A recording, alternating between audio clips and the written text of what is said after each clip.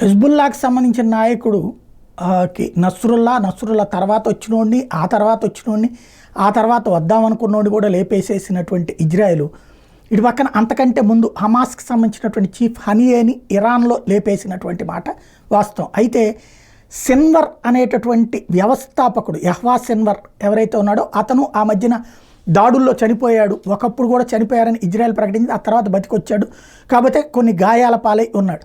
ఇప్పుడు అతను మళ్ళీ బతికే ఉన్నాడు అన్నటువంటి ఖతార్కి సంబంధించినటువంటి వాళ్ళు హైలైట్ చేస్తున్నారు.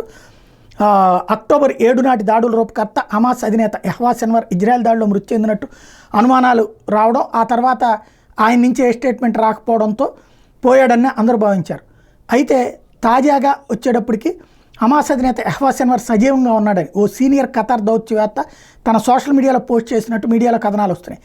అయితే ఆయన చుట్టూ ఇజ్రాయెల్ బందీలను తనకు రక్షణ కవచంగా ఉంచుకున్నట్టు ఖతార్ అధికారులు గతంలో పేర్కొన్నట్టు అందులో ఉంది. అంటే అప్పట్లో అతన్ని చంపే ముందు అన్నటువంటిదేమో అన్నటువంటి సందేహం. గత నెల 21 ఇజ్రాయెల్ హమాస్ కమాండ్ సెంటర్ లక్ష్యంగా బేకర్ దాడులు చేసినట్టు ఇజ్రాయెల్ దళాలు చెప్పినాయి. వీటిలో సిన్వర్ మృతి చెంది ఉంటాడని భావించినాయి. ఈ క్రమంలో ఆయన నుంచి ఎలాంటి ప్రకటనలు వెలువడకపోవడంతో మరింత బలపడ్డాయి. ఇజ్రాయెల్ జరిపిన దాడిలో 22 మంది మృతి చెందినట్టు పాలస్తీనా కూడా ప్రకటించింది. అయితే అందులో సిన్వర్ ఉన్నాడా లేదా అన్నది చెప్పలా.